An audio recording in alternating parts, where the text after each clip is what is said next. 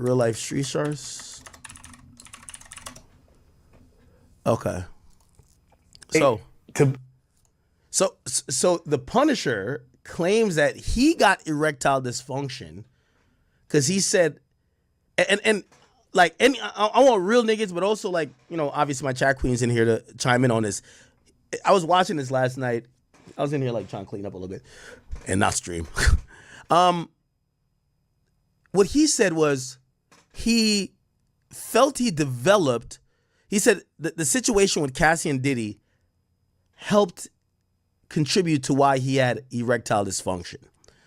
So he developed a case of erectile dysfunction, and it came from, he said he was always drugged up during sex. And he even admitted, he said, yo, all these like performance enhancement pills that he would take, number one, he couldn't nut. And I'm being a little bit crass here, like, but I'm trying to keep it on some shit that makes sense. He said he couldn't orgasm because he was always jacked up on pills, and he was taking pills so much that without pills he couldn't he couldn't get an erection. Let me have him explain it for a second. Nah, so the way it was set up was she testified before me. So I was involved in stations, and I'm on the phone, and I told this circle of dudes from my gym on a group chat that it happened. This is on trial. I'm testified. I was investigated for what I really thought. I thought maybe he was like licking it. You know what I'm saying? That's what I thought, right? So he's going back to, he said there was specific instruction on how he had to come on her. All around the outside. And the reason why I suspected it was it was like mandatory that I had to finish each session orgasm. And it had to be specific. It has to be all around the outside of her vagina. You know what I'm saying? And what made me kind of figured something was going on with it. And honestly, what I really thought, I thought maybe he was like licking it. You know what I'm saying? That's what I thought, right?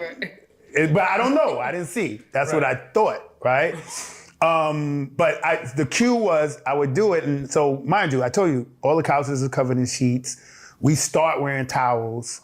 And when I would finish, she would never wipe off. He would get up, walk out the room. She would follow him. And she would follow in a way to make sure it doesn't come off. So I suspected something, but I didn't know it was the nipple lathering type. Okay.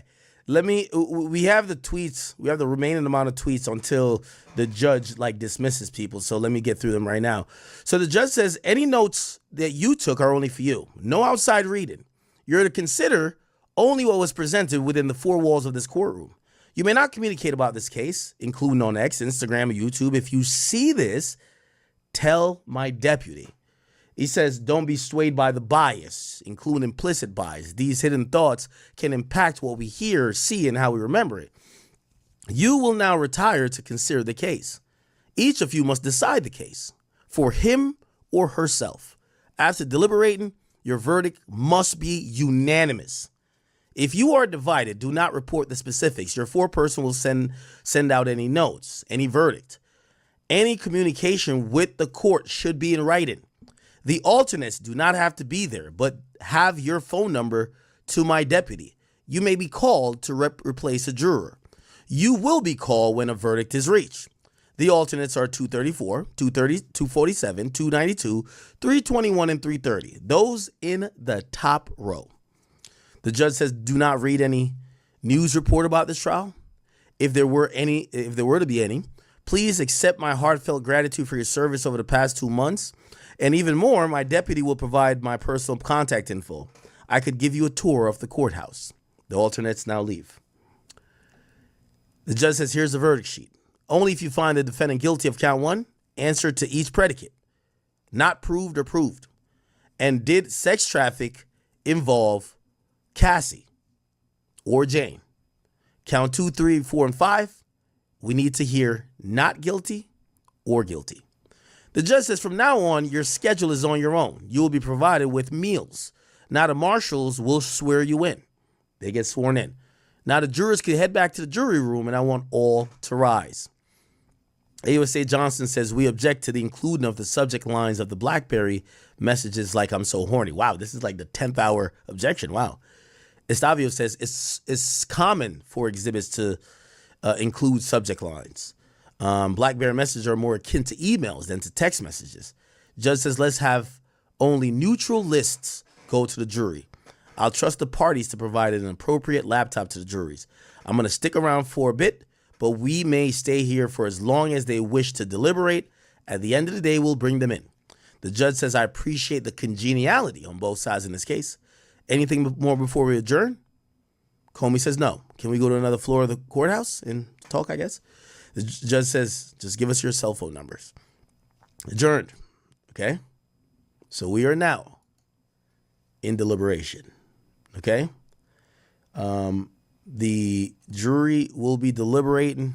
This could take any amount of time possible. Okay, here we are, Matthew Russell Lee, Inner City Press, here at the Southern District of New York Courthouse. Today, Monday, June 30th, 2025. It's day 33 of U.S. v. Sean Combs, including the possible verdict today.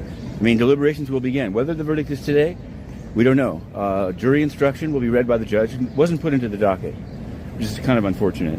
And then deliberations will begin, and at any time. Now, I'm assuming that there'll be some notes, and we'll be obviously live tweeting that. The notes that come out. Often then there's a negotiation of how to answer an oral question, legal question. And sometimes they'll ask for testimony, and then they got to go and redact it. Hopefully they've done a lot of the groundwork for this, because they're facing a deadline, and we'll get to in a moment, as with the quote-unquote, and I'm putting it in quotation marks, big, beautiful bill, there's a deadline.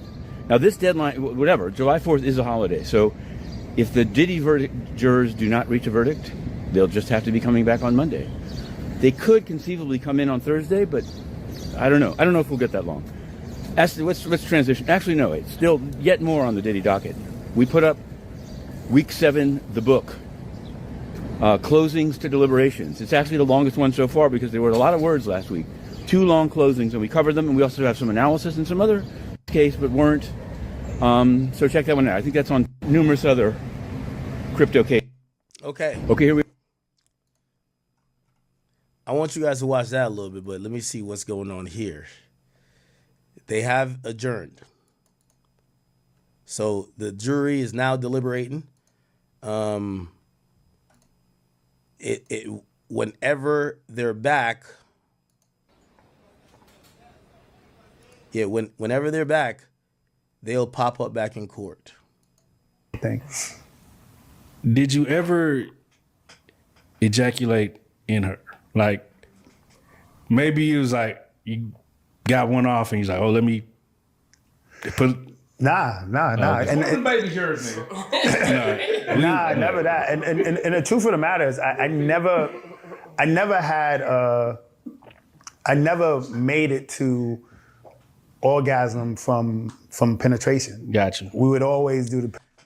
That's interesting. And I'm not speaking about how loose her stuff is or whatever, but everybody says that with Cassie. They don't ejaculate from penetration.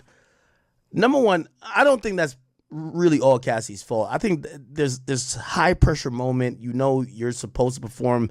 When you then find out it's Diddy, there's like just much more burden of expectation because you now, especially if this guy, he thought he was the only one fucking Cassie.